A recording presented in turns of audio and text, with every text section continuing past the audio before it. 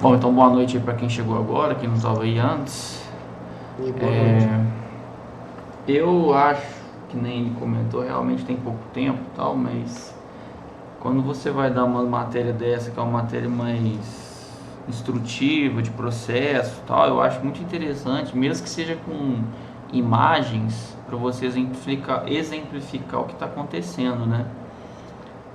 Eu queria passar rapidamente aqui uns dois, três vídeos, não vou passar ele inteiro igual das outras vezes lá, que eu só passei um pedaço, para vocês verem o processo, como é que ele funciona, né, na prática. Que aí seria ali basicamente é, na estampagem, né, que ele até comentou, tem a estampagem de corte, tem a de dobra, a profunda. E eu faria um ressalvo no repuxo, porque eu considero o repuxo como um material, fala lá que a estampagem profunda seria um repuxo e tudo mais, só que vocês vão ver que tem uns vídeos, acho que eu já até passei inclusive para vocês, que é um processo um pouco assim, tem um repuxo manual que ele é bem característico, ele é bem diferente, sabe, do jeito que é feito. E você pode fazer ele no torno também, então assim, eu sei lá, eu separaria, porque vocês vão ver quando você faz uma panela, por exemplo, você entra com punção lá, assim, você vai de uma vez, sabe? Você tem lá a prensa, a prensa desenvolve o trabalho, e é de uma vez só. Enquanto que tem nessa operação de repuxo, ele vai gradativamente dando forma. Eu diria que ele é até um pouco mais, assim, do ponto de vista mecânico, talvez ele tenha algumas propriedades, se conserva mais, porque justamente ele vai feito, as fibras lá que vão tracionando, elas vão feitas gradativamente, não é de uma vez, sabe? Isso pode evitar, por exemplo, microtrincas ali na estrutura. Tem algumas coisas que eu acho, eu sou doido, que eu acho interessante. Vou compartilhar a tela aqui, daí a gente já mostro para vocês.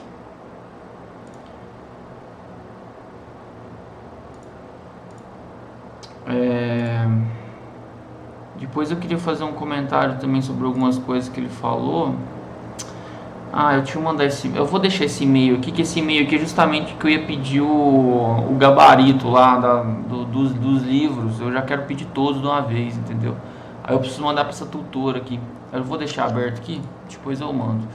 Ó, então essa primeira aqui, eu acho assim, das operações, uma das mais interessantes, que é, por exemplo, a fabricação de lataria de automóvel. Não o bloco, né? Hoje em dia você tem os automóveis todos feitos em bloco estrutural, né? Que antigamente era feito com chassi e tudo mais. Eu acho que o Edgar mexe com caminhão, o caminhão ainda são feitos por chassi, justamente por causa da questão do peso, da carga e tudo mais. Mas os automóveis pequenos, né? Os outros, eles são feitos tudo eu acabei de falar aqui por bloco estrutural, né? Eu falei, não é bloco estrutural, é monobloco. Mas aqui, mas isso é outra história. Aqui a gente pode ver, por exemplo, ó, vocês estão vendo o YouTube aqui, né? Sim. Ó, veja, aqui tem uma prensa, você pode ver assim, no caso da fábrica de automóvel, são prensas enormes, né? A fabricação aqui é muito intensa, né? Aí você muda o perfil aqui, você muda só a matriz, né? Você vai fazer um carro A ou B, você vai mudar a matriz aqui e vai fazer a porta de acordo com o que você precisa. No caso aqui, eu acho que é a porta. Tá vendo? Ó, entra a chapa lá, ó. A velocidade que é feita é muito alto, né? Porque a fabricação disso aqui é muito intensa.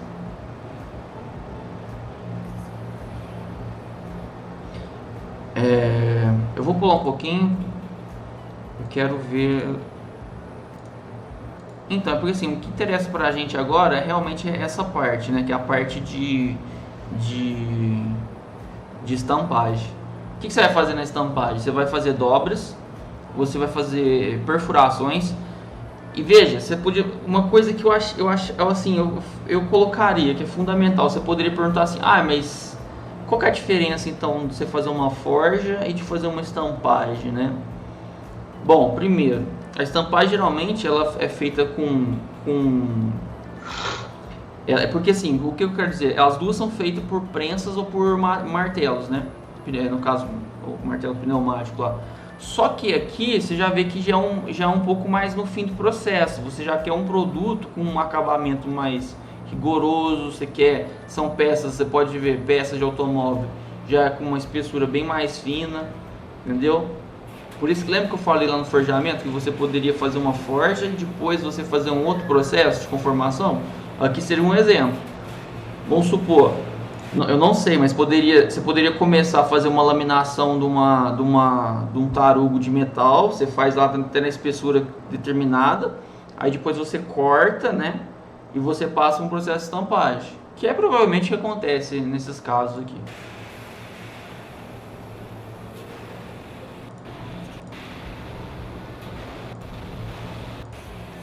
Bom, aqui acho que ficou, aqui ó, por exemplo, aqui ó, ficar, não sei qual parte que é essa aqui, mas acredito que deve ser a parte de baixo, eu acho.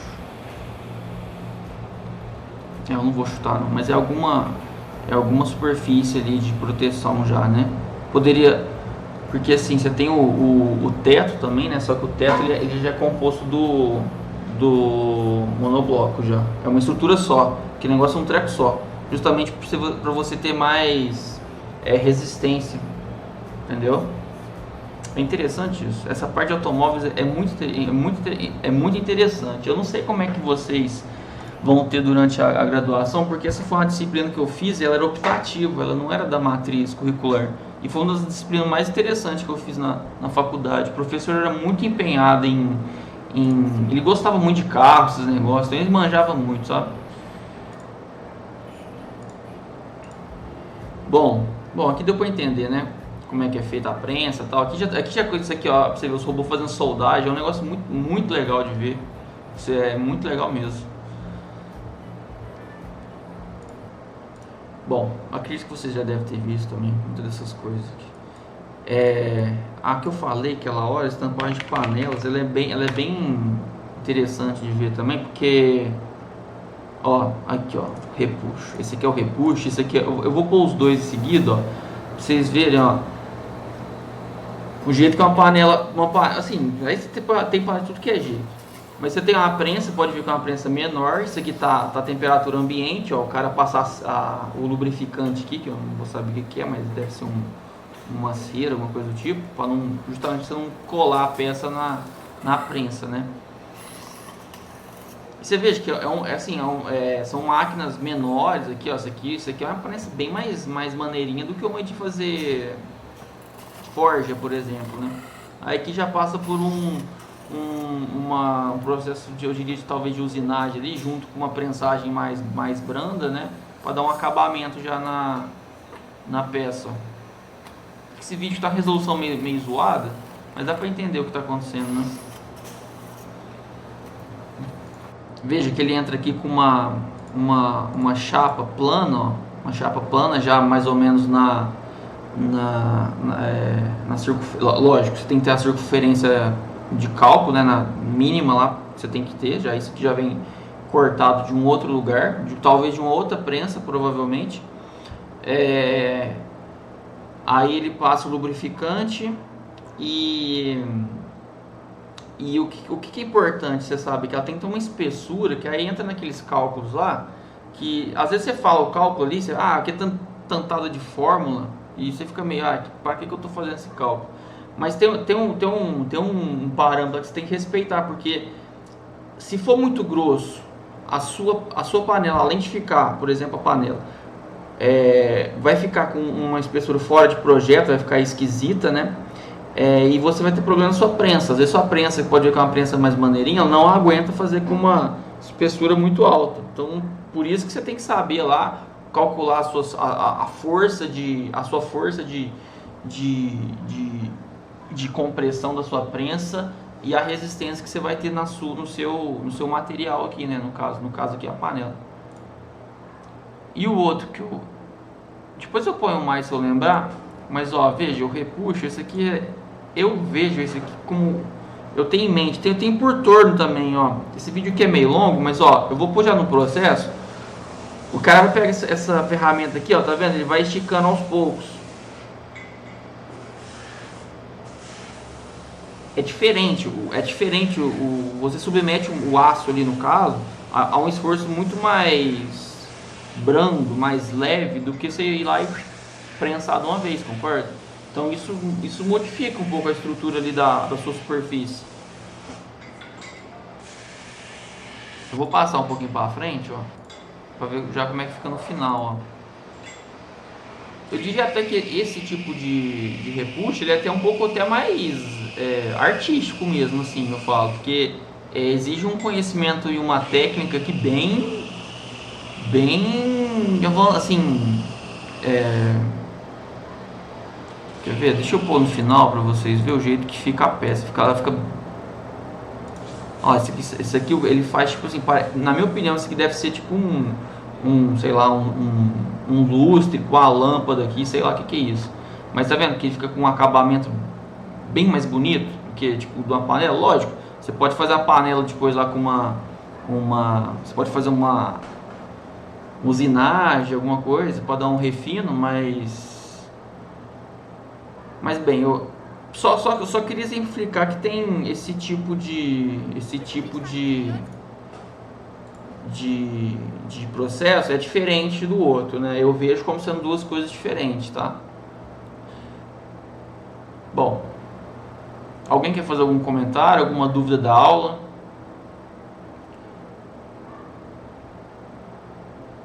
Eu vou deixar o YouTube aqui, porque às vezes eu preciso dele depois. Uma coisa que eu tava em dúvida, na verdade, é que essas porcentagens, que às vezes você acaba esquecendo assim, um pouco de onde entra cada um. Eu tô aqui no site da Gerdau. A Gerdau é uma dos maiores distribuidores, fabricantes de barra de aço aí que tem no mercado. Acho que tem ela e a ArcelorMittal também, acho que são as duas, as maiores assim. E eu tava falando assim, qual que era a porcentagem de carbono para considerar ele de médio, baixo, né? Na verdade eu considerava só alto e baixo, e aqui tem um meio termo aqui, ó. Então assim, só a título de curiosidade, quando você fala assim em carbono, em aço de alto carbono, lembrando, o aço, lá naquele diagrama de ferro-carbono que eu mostrei aqui na primeira aula para vocês, aquele gráfico todo desmembrado lá em várias partes, tem líquido e tal, ele vai lá ele começa lá entre 0,0, acho que é 0,0022% de carbono, que seria um aço extremamente, que até comentou lá, acho que foi o Alex e tal, realmente se usa a nomenclatura de aço doce para quando você não tem elementos de liga e nem carbono, né? Seria quase que o ferro, assim, né? O ferro mais puro possível, assim. Quanto menos, mais doce seria. Então, aqui, ó, para você considerar de baixo carbono, então seria lá entre 0,05 até 0,19. Lembrando que a nomenclatura lá do SAI, que a gente usa muito, aço 10, aço 1020, aço 1045, a primeira dezena ali, o 10, significa em relação à especificação do carbono, se ele é de liga, se ele tem, o que ele vai ter. É uma tabela enorme. Os mais comuns que a gente vê no mercado, por exemplo, você vai ver o 10 alguma coisa, ou a gente fala 1020, ou 1045, 1030. A segunda dezena representa a porcentagem de carbono. E ela, assim, não é... Cuidado, isso aí eu tinha um pouco de confusão quando eu comecei a estudar, que eu achava que era 2%, que era... Não. O carbono, pra você ter noção, para vocês terem noção, o aço vai de 0,0022, alguma coisa assim, pouquinho, até 2, se eu não me engano, era 2,3 ou 2,1, alguma coisa assim. Até aí são classificados como aço. De 2 e pouco até 4 e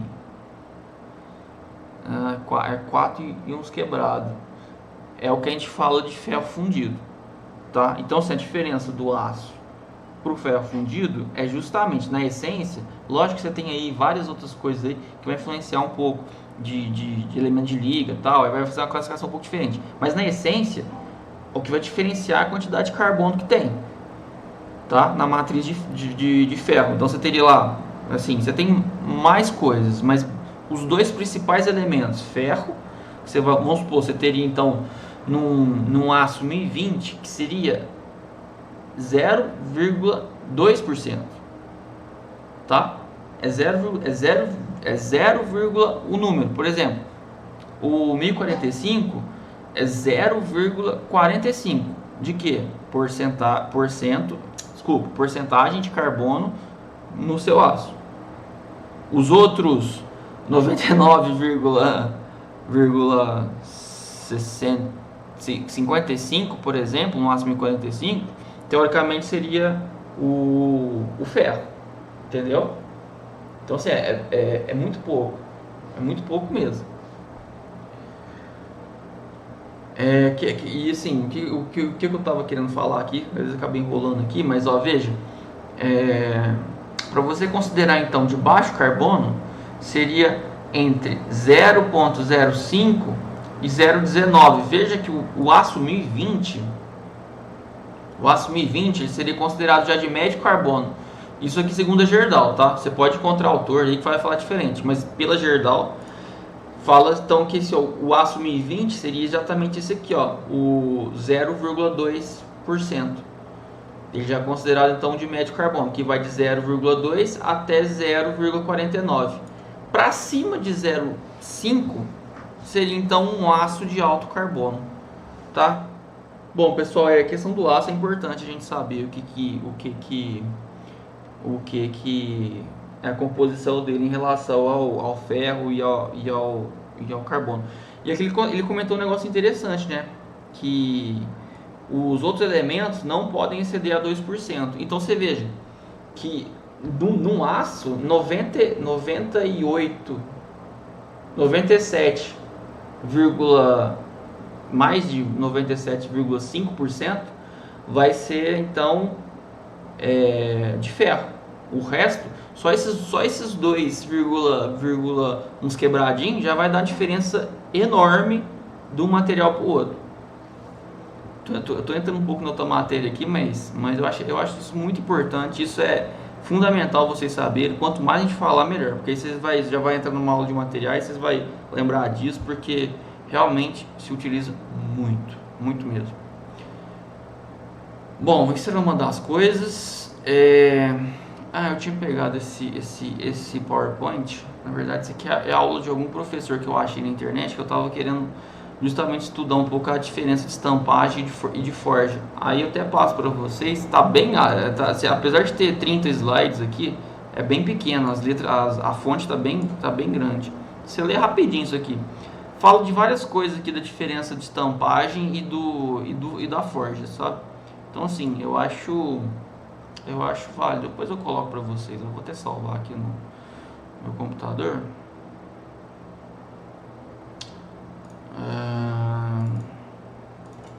Eu vou deixar aqui.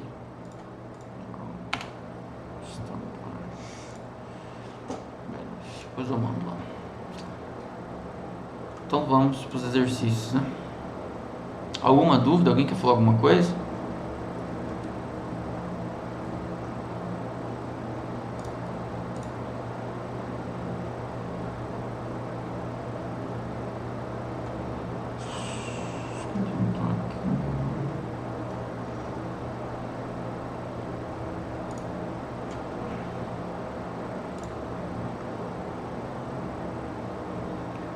Bom, gente, então eu vou começar a ler aqui os exercícios. Conforme a gente for fazendo os exercícios, eu vou tentar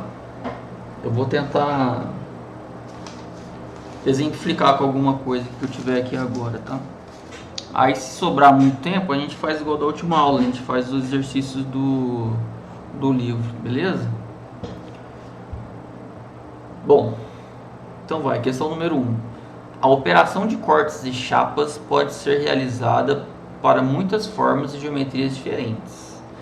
existem vários tipos de corte que pode ser utilizado, como por exemplo, corte simples, entalhe, puncionamento, corte parcial e recorte.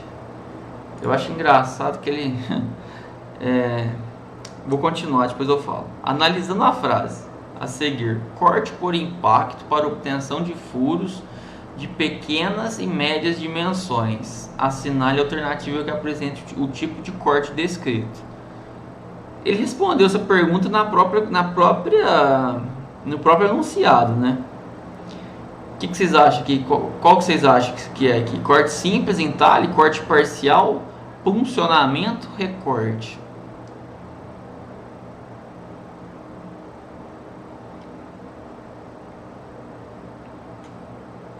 Acho que funcionamento. Funcionamento, né? Já tá até aqui, né? Ó, ele fala aqui e pede o que é. Funcionamento, eu vou buscar aqui só pra falar onde tá, ó.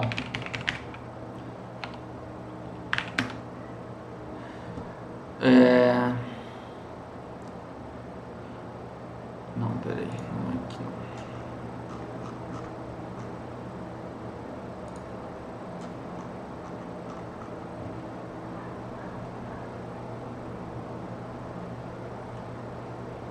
Então aqui vai falar, quer ver? Funcionamento, ó. Ele fala que bem aqui já nessa tabelinha aqui que vai ter os... Tem até os 5 aqui, né, ó. Ele colocou os 5: corte simples, entalhe, corte parcial, recorte e o puncionamento. Então se ele pede aqui, ó, corte por impacto para obtenção de furos de pequenas e médias dimensões. Corte por impacto, corte por impacto para obtenção de furos de pequenas e médias dimensões, utilizando punção e matriz. Ele não colocou aqui que era punção e matriz, mas o resto é tudo relacionado ao puncionamento, né? Aqui é só você vir na tabela assim e ver o que ele estava pedindo na questão. Aí cada uma dessa, ó,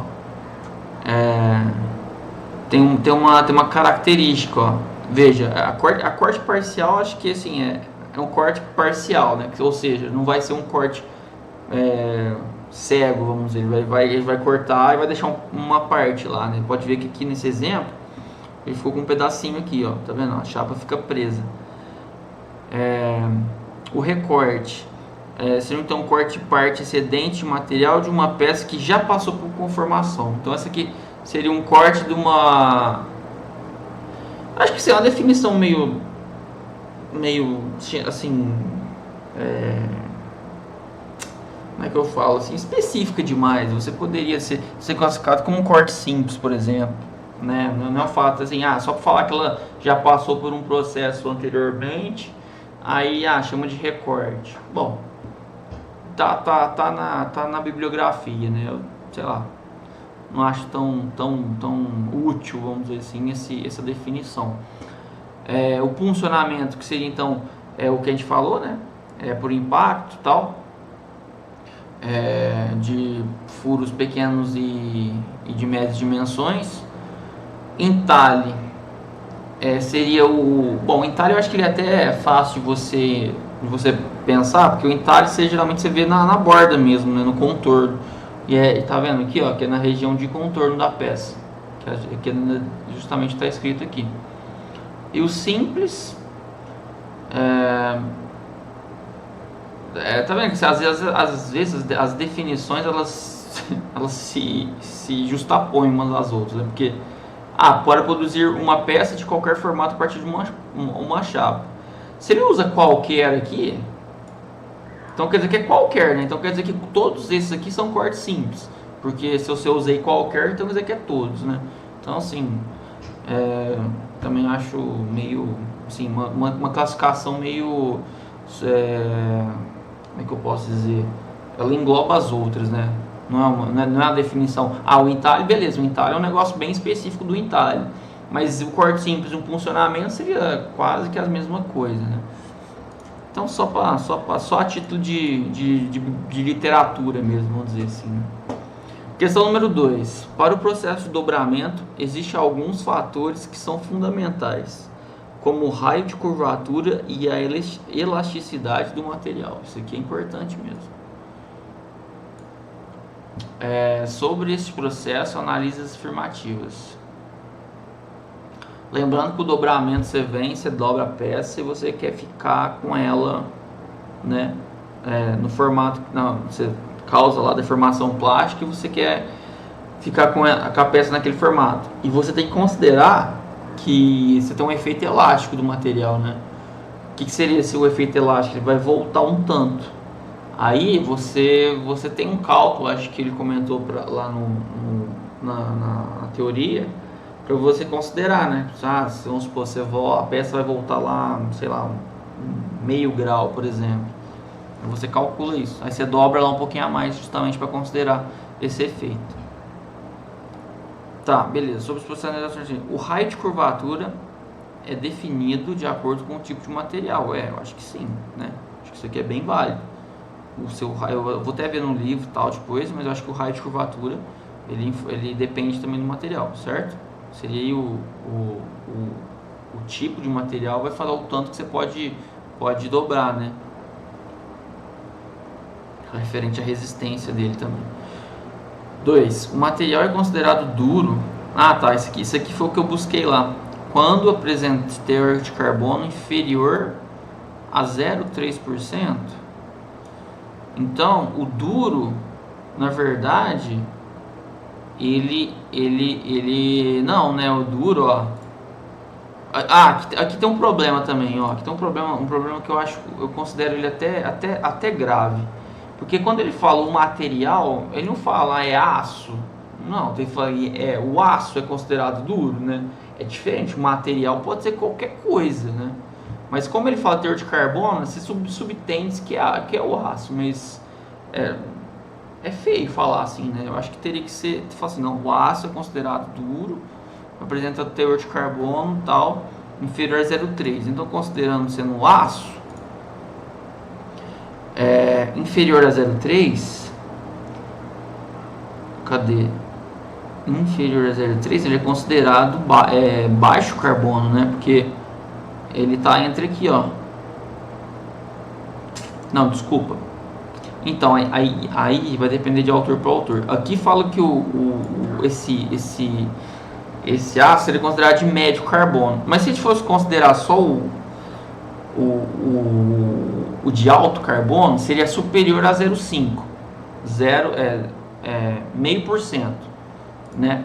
E ele fala que ele é considerado duro quando estiver inferior a 0,3. Então não, né? Ele tem que ser superior. Ele tem que ser superior. Porque o teor de carbono, porcentagem de carbono, para ser duro, tem que ser maior que 0,5%. Então, inferior a 0,3, ele é dútil, né? Ele é mais dútil, ele é mais mole, igual ele falou lá, né? Coisa feia, falar mole. Mole é borracha, é gelatina. A linha neutra, aqui também é um negócio que eu vi lá, eu falei assim, olha, cuidado com as definições, com as nomenclaturas, porque a linha neutra, o que é a linha neutra? A linha neutra ela existe, que ela tem uma definição muito clara. A linha neutra, todo material, na hora que você submete ele a um esforço causado por forças externas, você gera tensão no material, ou compressão ou tração.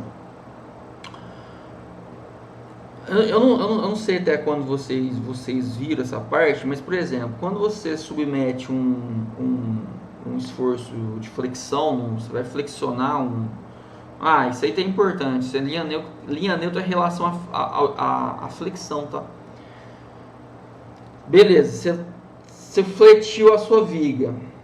Na parte, você tem a parte que vamos supor assim, a barriga de parte de baixo aqui, as fibras estão tracionadas. E as fibras que estão dentro da barriga aqui, por exemplo, eles tende minha mão como sendo assim, né? Ó, a parte de cá assim está sendo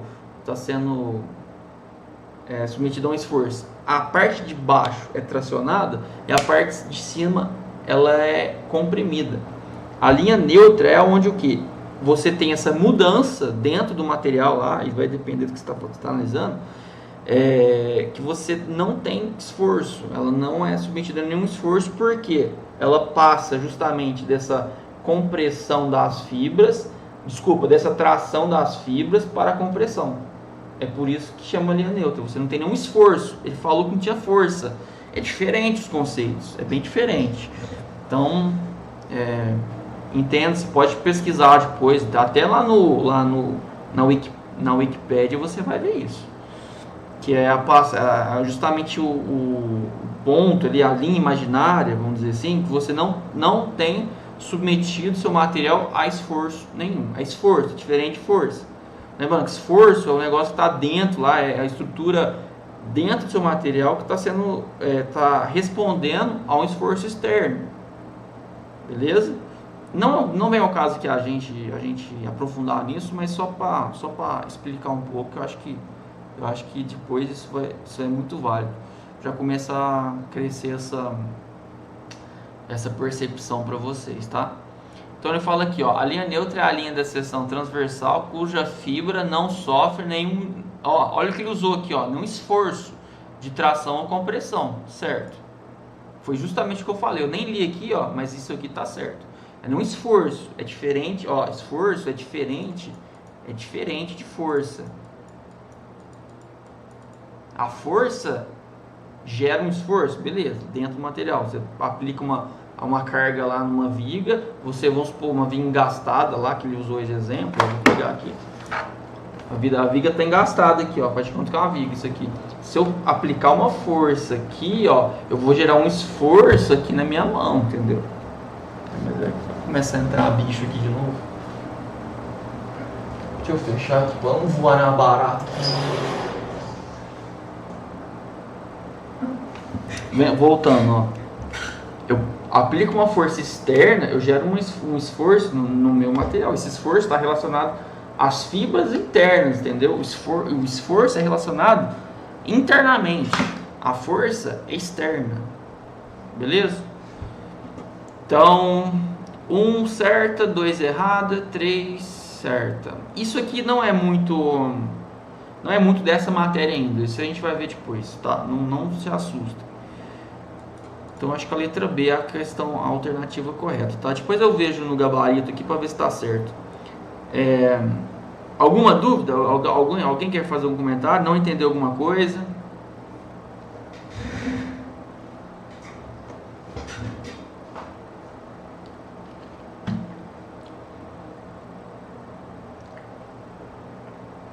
Vamos lá então. Questão número 3.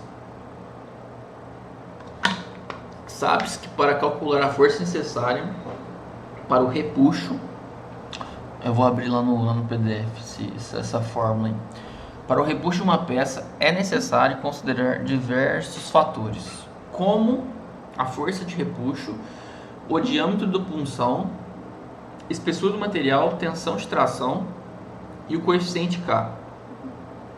Sobre este coeficiente, assinale a alternativa correta.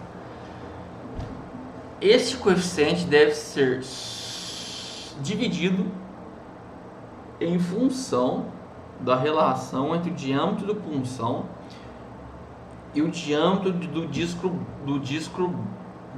blank. Vamos ver, eu vou pular porque eu não vou lembrar de cor a fórmula. Como é que é o negócio? Repuxo, né? Repuxo. Deixa eu caçar aqui, oxe, não. Repuxo.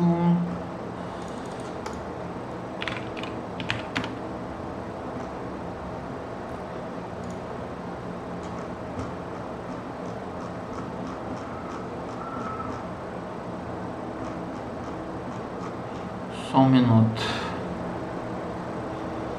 Força, essa aqui é da força de corte.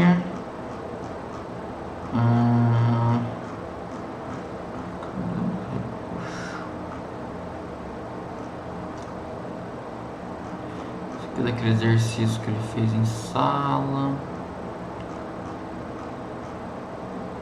Cadê a...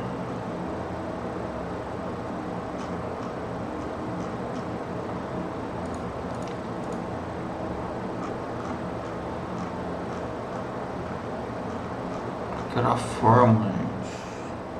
Se não tiver a página aí que quiser me falar, eu agradeço. Porque daí a fórmula que eu consigo ver melhor.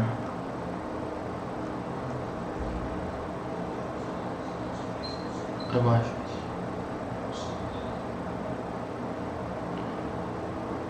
Acho que essa aqui, ó. Deixa eu ver.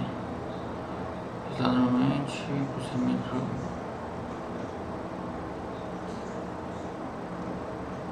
Quando a peça apresenta forma irregular, desenvolvimento exato.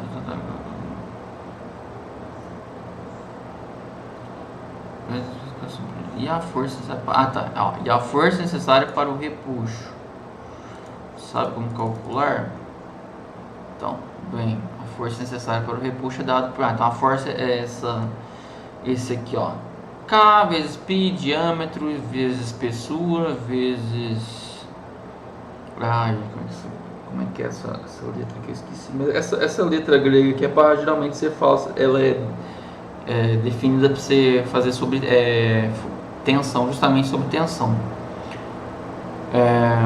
Chamamos de tensão de tração para o repuxo vezes 1,25. Aí essa prova, essa fórmula, ela, quando já tem um número inteiro, aí, uma constante, você já sabe que ela é empírica, né? Quem determinou ela fazendo vários testes, chegou nessa fórmula. Então, o que ele pede aqui, ó? Ele pede o sobre este coeficiente ao sinal e a alternativa correta. Então ele está pedindo esse aqui, ó, o K.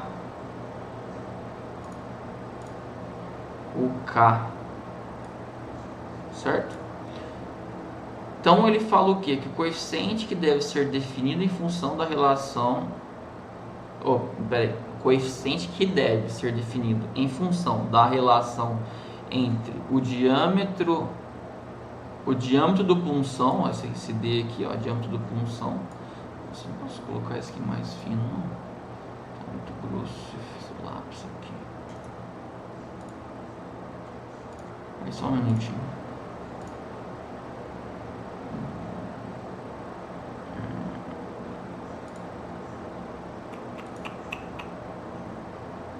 Aqui no PDF vai ser difícil, tá meio grosso, ficou mais fino. E D, sendo D o diâmetro do disco do blank.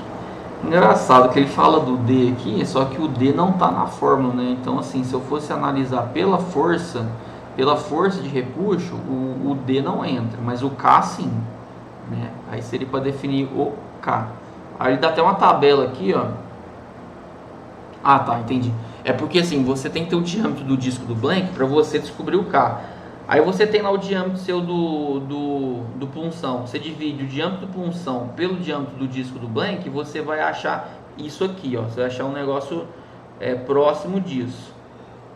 Aí vamos supor, se você achar exatamente esse número, você vai lá e pega esse número aqui. Se você achar um número entre esses números, vamos supor que você achou lá 0,19.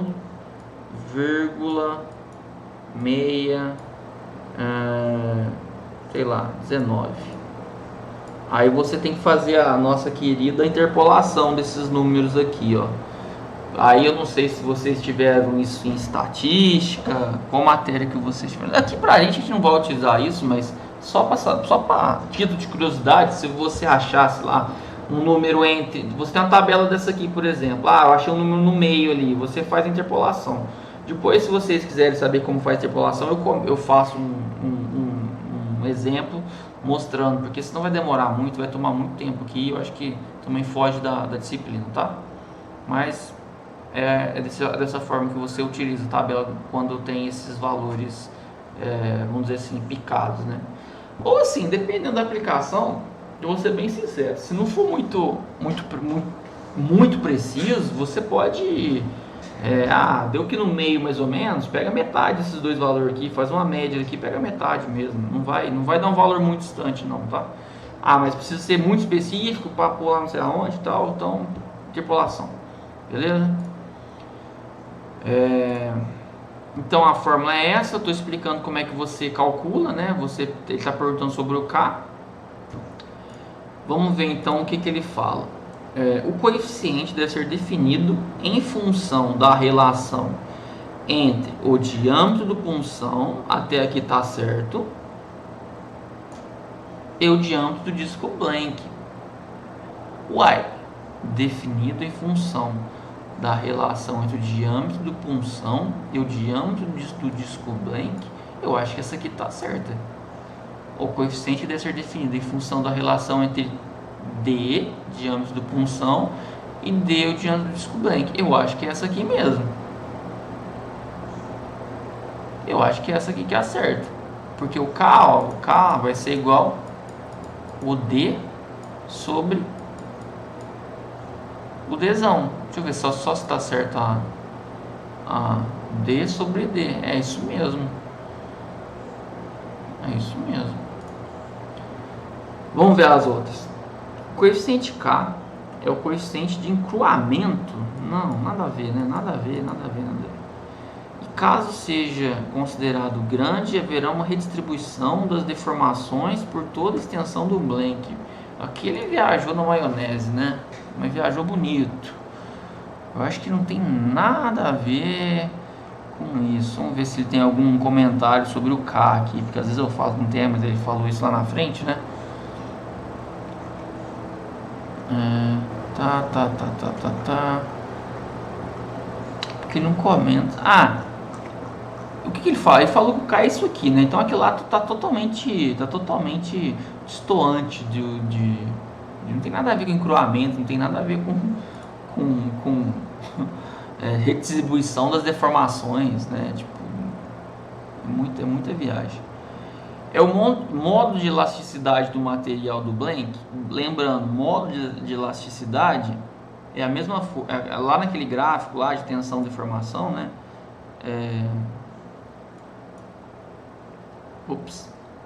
Tensão aqui, fazendo cagada.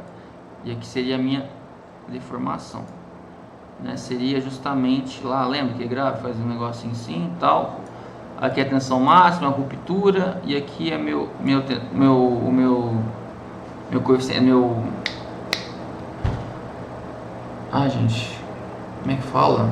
Minha tensão de escoamento, vai ficar nesse ponto aqui. Aí tá falando que o K dessa fórmula aqui, é o meu modo de elasticidade, que o modo de elasticidade ou o modo de Young, que é justamente a inclinação dessa reta aqui. O que é? Ou a lei de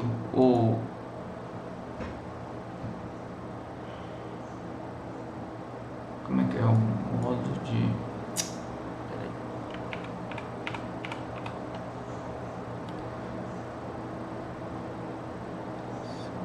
deformação? Eu tenho, só para saber, o modo de elasticidade lá é minha força que estou aplicando dividido pela área, e o meu modo de elasticidade, eu só não lá o modo de Young vezes o meu, isso aqui é o meu coeficiente, né? Eu só não lembro como é que é a letrinha que eles utilizam lá, eu esqueci a letra. Modo de elasticidade.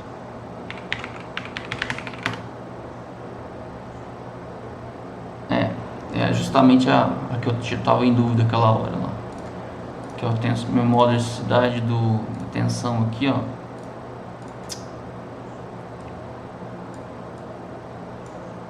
Que é o modo de Young vezes a minha deformação, que é justamente essa aqui lá, que depois a gente substitui o modo, que é o tanto que deformou, pelo meu comprimento inicial, lá de trás. Isso aqui é lá da aula de estática, lá, primeiras aulas de ciências materiais, a gente vê isso.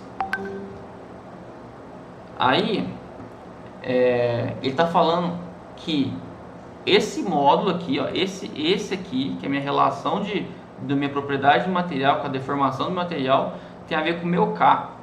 Nada a ver, né? Isso aqui tem nada a ver mesmo. Tipo assim, poderia confundir tal os conceitos. Não é igual aqui, que aqui o cara viaja na maionese, né? E fala um negócio que não tem nada a ver com nada. Ops. Então não, né? Essa aqui também não. Essa aqui muito menos. O fator de contração do material que varia de acordo com a temperatura do processo.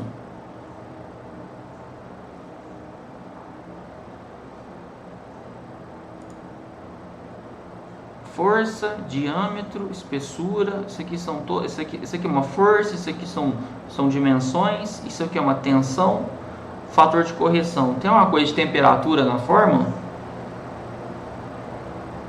Essa fórmula tem nada a ver com questão térmica, né? Então não, né, gente?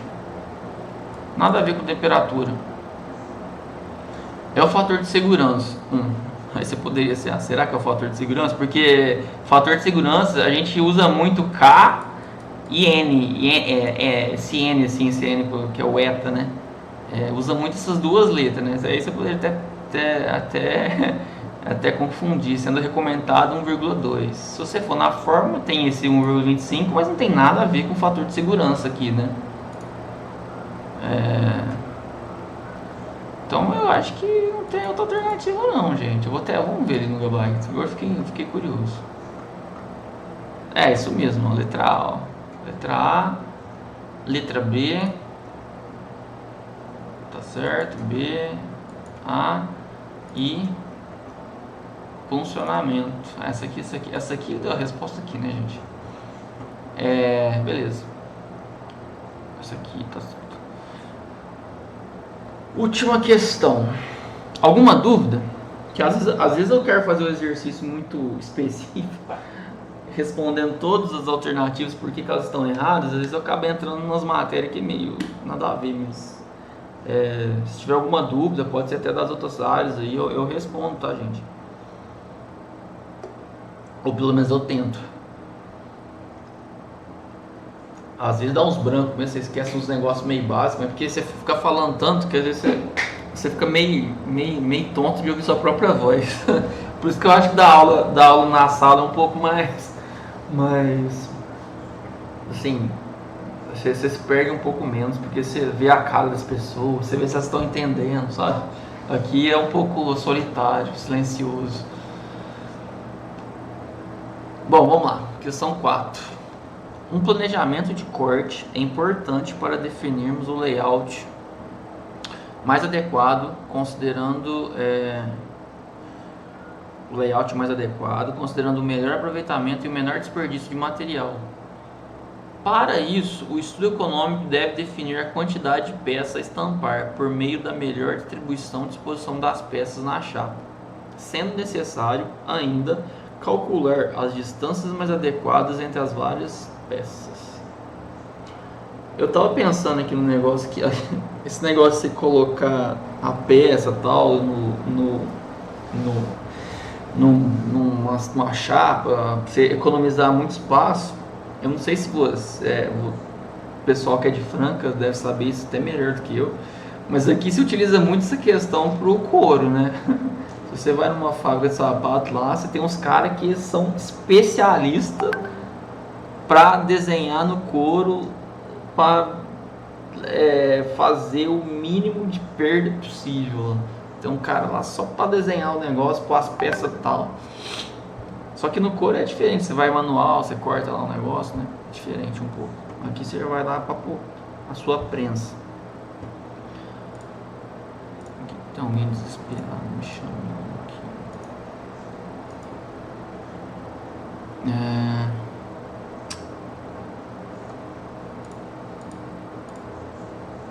Modo de adiantar. sobre... Tá, então vamos lá. Sobre então essa parte de utilização da chapa da melhor forma possível.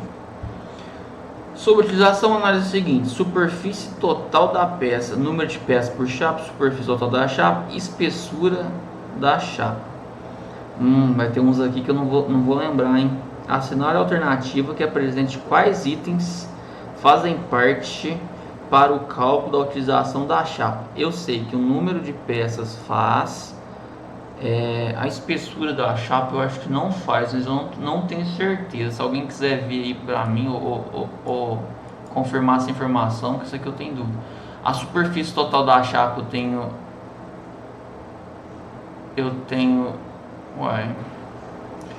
eu acho que são esses dois aqui, eu não tenho certeza, porque a superfície total da peça seria redundante eu falar o número de peças com a superfície da peça, né? Seria a mesma coisa se for para pensar. Então poderia ser as duas coisas, né? Então seria 1, 2 e 3. Eu ficaria na B, mas eu não tenho certeza. Eu vou verificar no livro ver se é B mesmo, antes de ver a resposta. Utilização da chapa, né?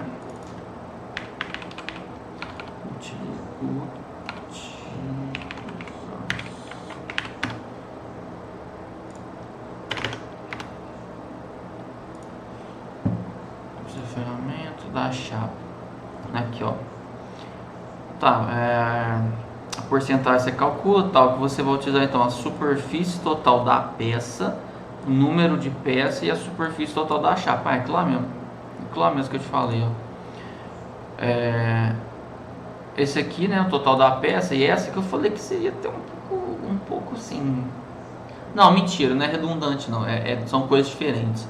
O número de peças vai ser o tanto de peças que você vai ter, e a superfície da peça seria a área de cada peça. Então seria a multiplicação da área pelo número de peças. Então tá certo. As duas são coisas diferentes mesmo. Então você precisa das duas coisas. Superfície total da chapa vai ser justamente o espaço que você vai ter, né, a área que você vai ter para colocar lá o tanto de peça que você vai conseguir fazer. Aí você utiliza dessa fórmula aqui para você ver a utilização. Mas você tem que fazer ainda o cálculo, não se esqueça, da espessura mínima de cada peça aqui, que isso aqui é importante, tá? E uma coisa que ele não comentou é espessura de borda. Espessura de borda também é muito importante. Você não pode vir aqui prensar um negócio muito próximo aqui, que você vai ter um efeito ali de dobrar a peça, porque ela não vai ter material, vai acabar dobrando, vai ficar defeituoso. No caso da estampagem, tá? Então eu acho que, deixa eu ver se tá pra cá, mas tem aquele cálculozinho lá que ele faz também. Aqui, ó, esse aqui, ó. Você tem o W, que seria, então a superfície seria o que? O W vezes o comprimento, né, que seria a área da chapa, e a área de cada peça seria que cada peça aqui tem uma área e tal. Aqui nesse é esse, nesse é esse, e aí você vê aqui inclusive essas relações de tanto de largura quanto de espessura, né? Só que essa espessura aqui é referente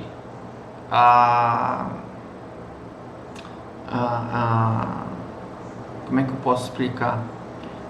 A sua espessura mesmo, sua chapa, porque dependendo, se ela for muito grossa, você vai ter uma perfuração, às vezes com um defeito que você não esperava, uma rebarba muito acentuada e tal. Assim, isso aqui é uma recomendação, né? Não é uma regra que você, nossa, se eu fizer diferente isso aqui vai dar tudo errado. Depende da sua prensa, depende de muita coisa aí, porque às vezes quando você dá uma prensa enorme lá, com uma força absurda, corta o negócio como se fosse um queijo, sabe? Então depende. Então isso aqui é um parâmetro, vamos dizer assim, não é uma lei, é um parâmetro, tá? Então, voltando aqui, 1, 2 e 3, eu acho que é 1, 2 e 3 mesmo, ó, a espessura não tá lá. Opa, ó, não tem espessura, superfície da peça, superfície da chapa e o número de peças. Acho que é a B. Essa aqui eu corrigi. É a letra B mesmo. Olha lá, exatamente, ó, exatamente a forma ó, que eu mostrei para vocês. Beleza?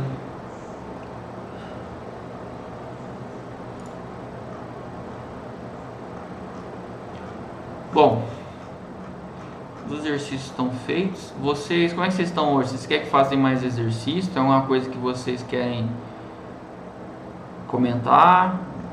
Alguma coisa que eu não falei às vezes?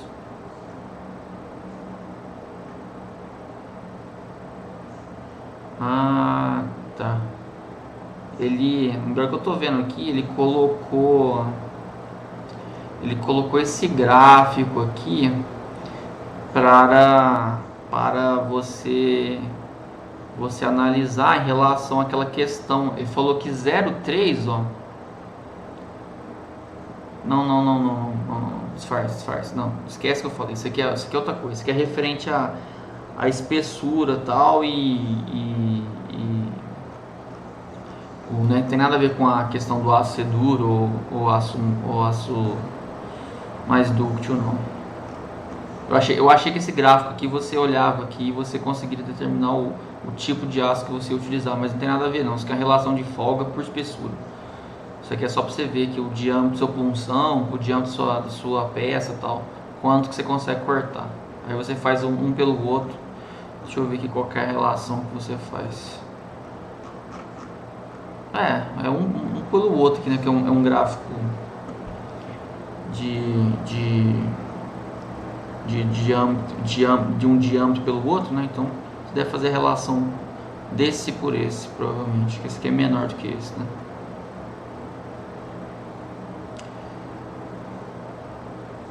Curvas, espessuras de foco. Eu queria do aço duro e do aço dúctil.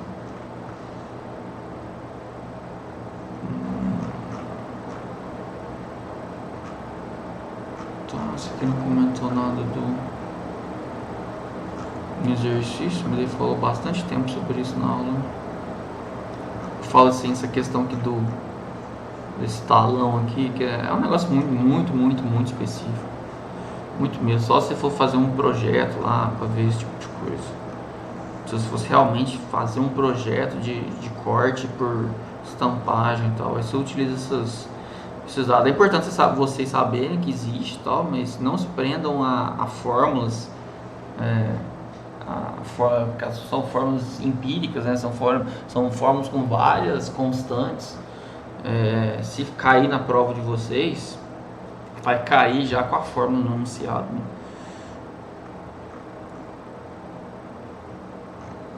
Aqui é porcentagem de utilização. Ele não colocou nenhum exercício sobre isso, seria legal até fazer, né? Não colocou aqui, né, a questão que essa que eu achei legal, porque como é que eu aproveito uma mesma chapa com a melhor colocação dela aqui. Eu acho que ainda se você colocar essa peça assim, talvez, aí teria que ver, né, mas se você colocasse assim, talvez você colocava a outra de outra forma, você ia economizar mais espaço ainda. Você não ia perder isso aqui, ó. Isso aqui você perde, né? Perde isso aqui tudo. Tá. Bom, gente, tem mais 3 questões aqui. Vocês querem fazer ou vocês querem encerrar por aqui? Se eu faço, mas se vocês não tiver afim também.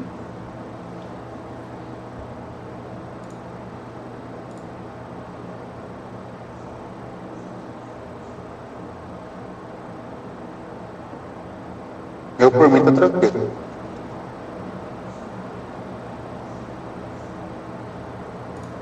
Dá uma olhada, que às vezes a gente faz rapidinho, a gente faz ela bem rápida, depois você só corrige lá eu vou pedir, vou mandar um e-mail pra moça lá, que eu achei que isso eu conseguia lá no portal e não tem que pedir pra tutora, esse material não fica disponível lá.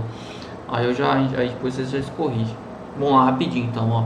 Processo de conformação plástica, conhecido como estampagem, realizada a frio, na maioria das vezes, importante. Geralmente quase todas. E é composto por conjunto de operações que transformam a chapa plana em uma nova peça uma nova peça com forma geométrica e perfil plano ou oco. As operações básicas de estampagem são compostas por 3 tipos, que são corte, torção e repuxo. Eu acho que torção não, né? Corte, certo? Dobramento e a estampagem profunda. É essa mesmo, né? Essa aqui é conceitual. Compressão, tração e cisalhamento. Olha,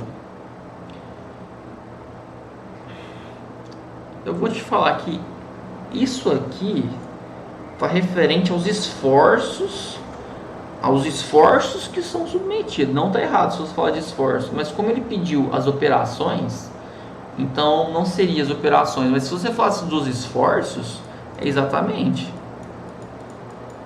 Por que eu falo que os esforços são exatamente? Porque quando você tem o corte você tem o cisalhamento, certo? O dobramento você pode considerar que a tração, em certo modo, né, seriam os dois esforços, tanto a compressão quanto a tração no dobramento. E a estampagem profunda é puramente compressão, né? Então, se fosse esforços, aceitaria certo. Mas ele pediu as operações. Estampagem rasa, nada a ver. Estampagem profunda e estampagem intermediária. Nada a ver essas duas aqui, ó. Nada a ver, né? Cisalhamento, encurvamento e empuxo não, né, gente? Empuxo tem a ver com fluidos. Nada a ver. Tem a ver com avião voar, tem a ver com a navio flutuar, esse tipo de coisa. Beleza? Então, eu acho que é a letra B. Porque eu não tenho gabarito, então assim, mas aqui, ó, acho que às vezes eu faço 100% de certeza, vai lá e não é, mas acho que é assim.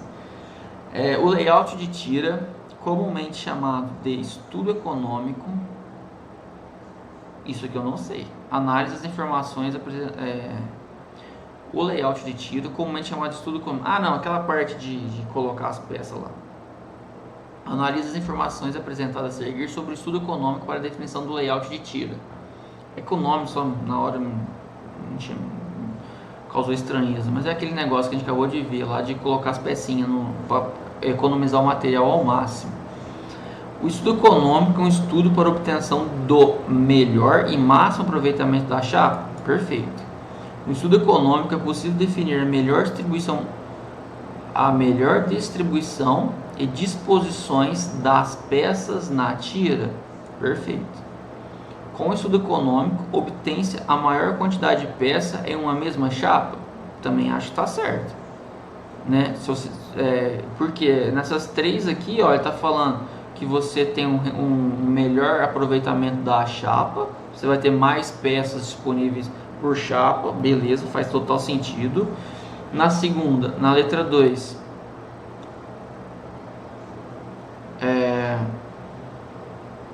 melhor distribuição de peças na tira. Para mim, as duas são a mesma coisa, né? Porque está falando que é a melhor distribuição de peças e que é o máximo aproveitamento da chapa, acho que é a mesma coisa. E na terceira fala que você consegue ter mais peças na chapa, também você consegue. Vocês viram lá naquele exemplo em sala, lá em aula lá do professor, que numa ele pôs 40 e poucas peças e na outra ele pôs 60 e tantas, só modificando uma posição. Então tá perfeito.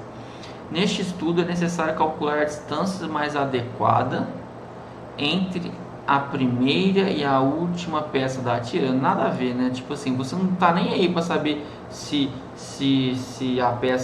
a primeira peça vai ficar próxima, mas vai ficar mais distante, obviamente, né? Obviamente vai ficar o mais distante possível, mas não é isso que interfere, né? Então, certa, essa aqui tá errado, né? 1, 2 e 3 certa. Beleza? Quem tá comigo aí concorda? Sim. Hoje vocês estão cansados, ninguém tá falando nada. Última questão, para fechar. Aí depois, antes de encerrar, só quero ver com vocês a questão do laboratório, mas a gente já conversa. Coisa de 3 minutinhos a gente fala. Vamos lá, para encerrar. O valor para a folga entre punção e matriz, é um fator importante, sim, para que não exista travamento entre as partes para não criar rebarba em excesso nas peças. Ok? Analise as informações que seguem e indique se são verdadeiras ou falsas. Uma folga em excesso provoca rebarbas na peça produzida. Vejam, eu vou confirmar essa questão, mas por intuição, se você tem uma folga muito grande entre a sua matriz, entre o seu punção, por exemplo, e a sua matriz, você vai ter um acúmulo, você pode ter um entortamento, até posso dizer assim, mas um acúmulo de material ali que você não quer, né? Você pode até danificar a peça, dependendo dessa folga. Então, ele está falando que a folga em excesso provoca rebarbas? Sim, eu acho que é verdadeiro. Uma folga pequena provoca desgaste rápido nas arestas de corte do punção? Eu acho que também é verdadeira. Por quê? Porque se você tem uma folga pequena, seu punção vai ser submetido justamente a forças externas da matriz, que vai gerar esforço nesse punção, que vai acabar desgastando ele de uma forma mais rápida, né, do que se estivesse na posição ali, vamos dizer assim, bem planejada. A folga existente aqui ou é essa então, ou é essa, né? Se eu tiver correto, nessas questões de verdadeiro e falso, às vezes a gente faz umas cagadinhas. Vamos lá. A folga existente depende da largura da chapa a ser submetida ao corte. Peraí, vou de novo. A folga existente depende da largura da chapa. Largura da chapa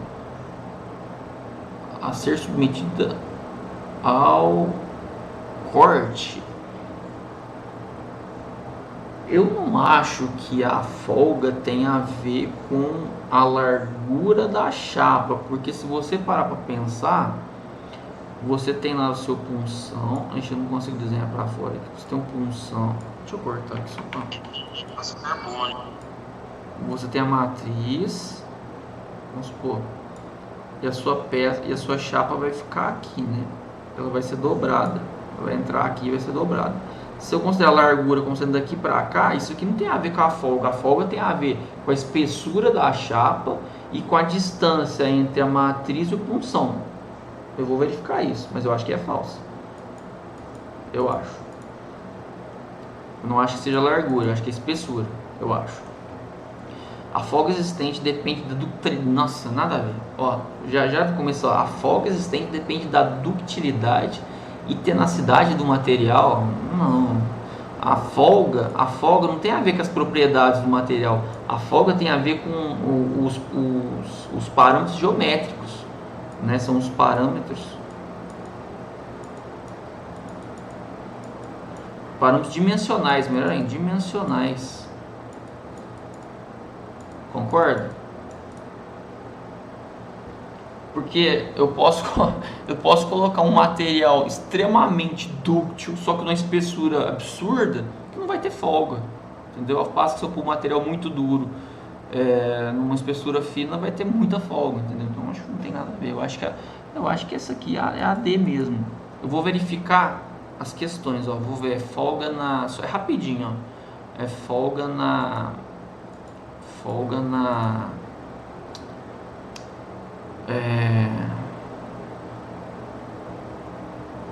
estampagem profunda. Vamos ver aqui. Folga. Ver se eu consigo. Ó. Deixa eu ver aqui. Eu acho que aqui já tá.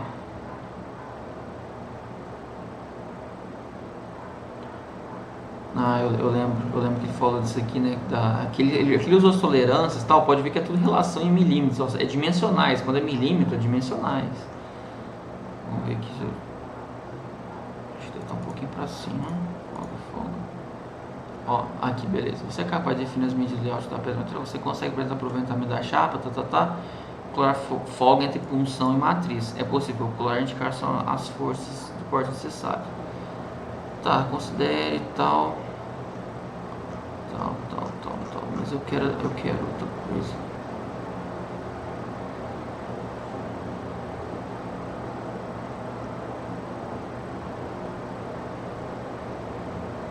já tá no exercício. Alguém falou alguma coisa? Eu não consegui te ouvir. Não sei se você falou referente ao exercício aqui sobre isso.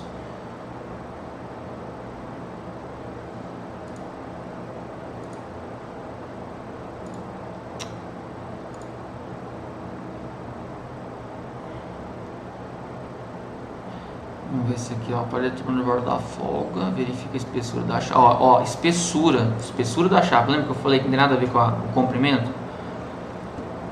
Identifica tal.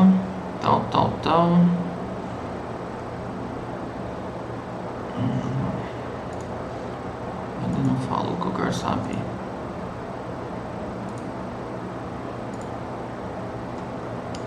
Aí, ó. Deixa eu ver se fala o exercício aqui. Ó, o valor para a folga entre punção e matriz é um fator importante para que não exista travamento entre as partes e para que não criar rebarba em excesso nas peças, beleza? Uma folga em excesso provoca rebarbas na peça. Eu acho que era uma das primeiras alternativas isso aí lá. E uma folga pequena exerce. Olha lá, ó, essa aqui é a segunda lá, ó, provoca desgastes rápidos das áreas de corte do punção. A segunda, então, beleza, realmente está certo.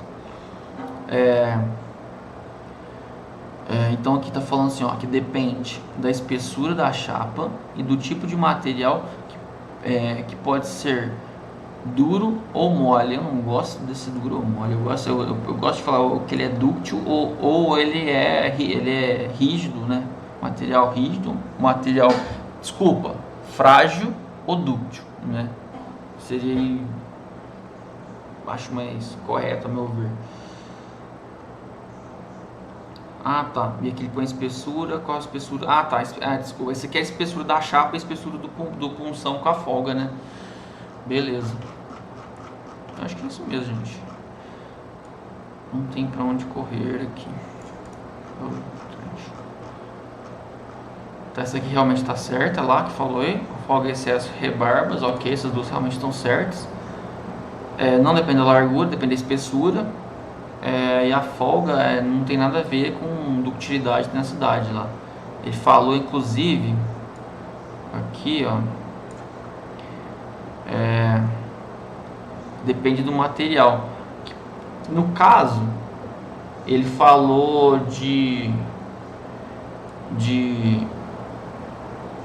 fragilidade ou se ele é dúctil, né? Se dureza tem a ver com isso, duro ou mole tem a ver com a ductilidade do material. E aqui ele falou, então, isso pode gerar um pouco de dúvida, porque aqui ele falou, não teria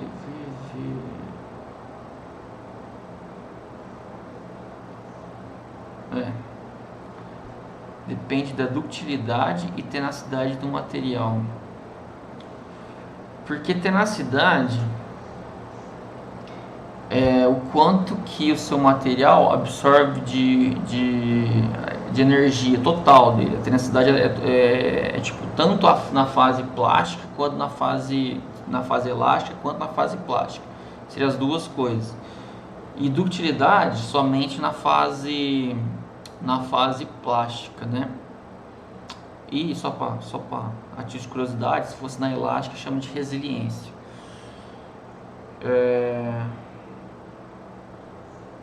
Assim, o que eu vejo aqui é que a folga não tem nada a ver.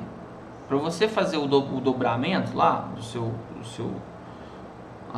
estampagem, isso você leva em consideração, sim, viu? A ductilidade do material mais dúctil, você vai ter mais facilidade de fazer o processo, você vai ter uma conformação mais tranquila, entre aspas, sem ter problema com o seu material. Ao passo que se for um material frágil você nem pode fazer, mas se for um material, em comparação entre dois materiais, um vai ser um pouco mais dúctil, o outro menos dúctil.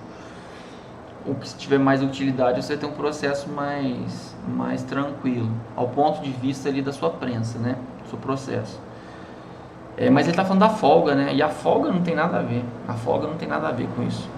A folga, ela é calculada, você viu, tem uma fórmula, ela é dimensional, ou seja, ela tem a ver com o seu tamanho, tem outro nome, né? A folga é a distância que você tem entre a sua ferramenta, que é a punção, e a sua matriz ali, que é onde vai ser colocada a sua peça, e a espessura da sua peça, né? Acho que tem muito segredo, não. Acho que essa aqui também acho que não tem muita outra alternativa a não ser a letra D. Gente, é o seguinte, eu vou aqui então, se vocês quiserem eu mando esse PDF aqui de novo, todo rabiscado aqui com as que eu escrevi aqui.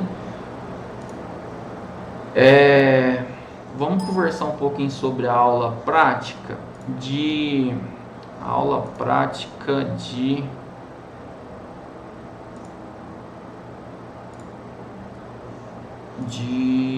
pneumática. Eu já preparei a aula aquele dia lá, mas eu acho que para ajudar até vocês, tinha algumas pessoas que não poderiam estar assistindo a aula. Como era mais de um, tal, eu falei assim, vamos fazer isso depois, porque vocês estão com o horário adiantado da prática, porque a gente vai, não, mesmo se eu criasse exercício, papo, igual da última aula que eu inventei lá na hora uns exercícios com a bancada, tudo mais, não tenho o que fazer, assim, mais, não adianta eu querer pegar outra aula para fazer isso. As duas práticas dá e sobra para fazer tranquilamente aí, ó, 1h30, 1 hora você faz as duas, pega mais lá 1 hora para fazer uns exercícios extra lá que a gente consegue fazer. Lá, tem acho que 6 exemplos, né? A gente fez o 1 e 2 na aula anterior. Aí a aula 3 seria o terceiro e na aula 4 o quarto, que dá muito tranquilo para juntar os dois. É muito semelhante, inclusive. Vai ser por acionamento de solenoide eletropneumático. É legal de fazer. Eu até gostei daquela bancada lá, eu acho que você consegue brincar lá com os negocinhos. E tem, assim, ela é limitada, tem muita coisa lá que falta, mas o que tem lá, se você entender o que está acontecendo, ela dá pro gasto. Tem embrumando as palavras. Lógico, se você fizer um exercício numa bancada real é outra coisa, né? Você vê o negócio funcionando e tal, é muito mais divertido, não tem como negar isso, tá? Mas é o que temos por agora. Eu queria perguntar para vocês se tá tranquilo de a gente fazer então na terça agora, a próxima aula. Vocês ainda vão ficar com um dia, porque essa que a gente não fez terça passada seria aula 2, essa agora seria aula 3, ainda vai ter mais um dia. A próxima terça a gente não vai ter o que fazer, porque eu não posso puxar o laboratório de termodinâmica e nem o de resistência, porque vocês não estão tendo a disciplina, eu não acho nem coerente fazer isso. Então eu acho que é mais só para falar para vocês que tá tranquilo, ninguém vai perder nada aí de não ter feito a aula terça. E é isso. Beleza? Beleza.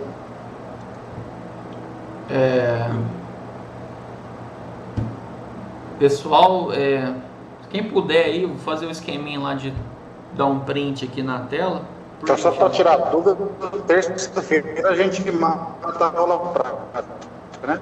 Não, terça-feira a gente. Então, eu vou.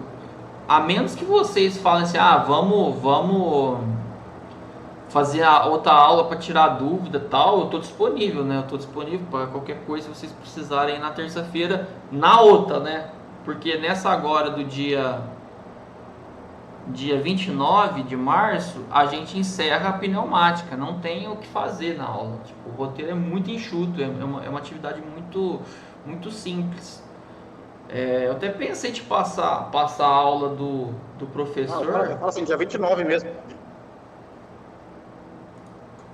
Não, então, dia 29 encerra. Porque assim, eu não vejo o motivo de adiantar mais uma aula para fazer um exercício que é muito simples de fazer, porque vocês já vão ter feito o anterior E o da aula 4, ele modifica, só para vocês terem noção, vou explicar resumidamente o que é.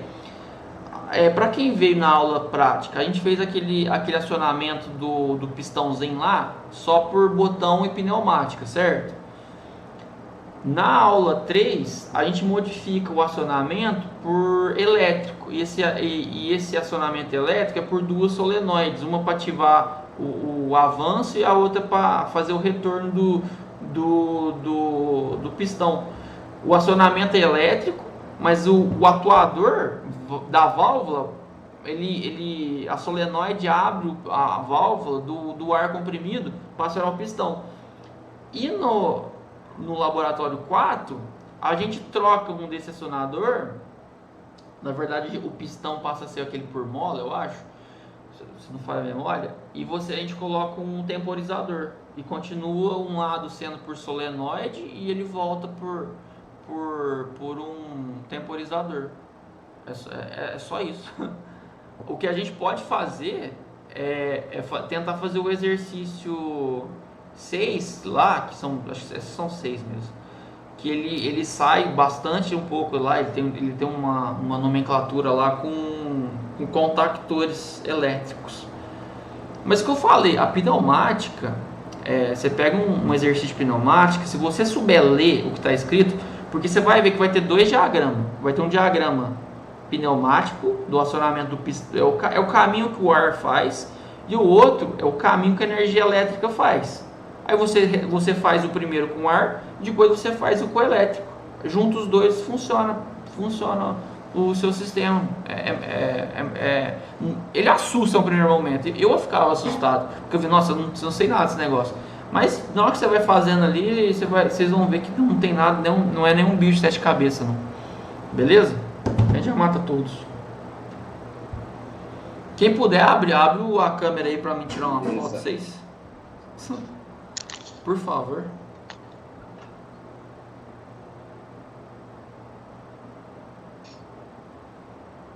O pessoal tá tudo jantando. É foda. Ah, beleza, mano. Então é nóis, então.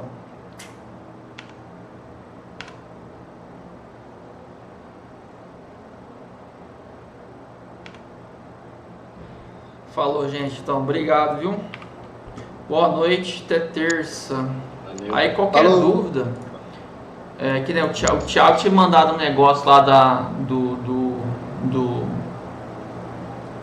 daquele problema lá da furadeira, deu certo, Thiago? Deu. Você tá aqui, ó. Botei lá, funcionou beleza, depois eu vou fazer um vídeo Ah, tá, que você tá com o negócio aí, legal. Legal. Esse aqui dá pra programar na IHM dele aqui, ó. Ou via software também pelo Zélio lá.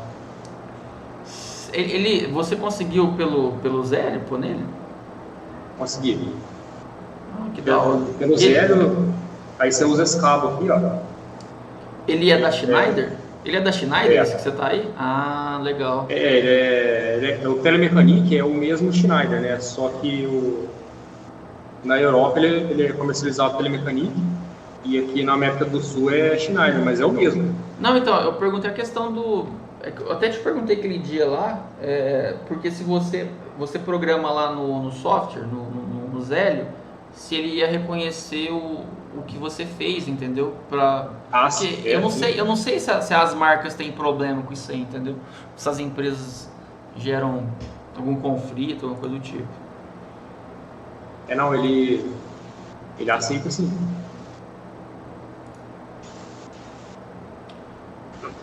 Não, beleza, então, depois se você puder fazer aí pra mostrar pro pessoal, acho que ajuda bastante.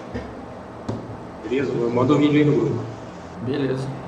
Então é isso aí, gente. Obrigado, boa noite pela atenção. Hoje eu falei muito, você está quietinho hoje. Boa noite aí pra todo mundo. Boa noite. Falou. Boa noite.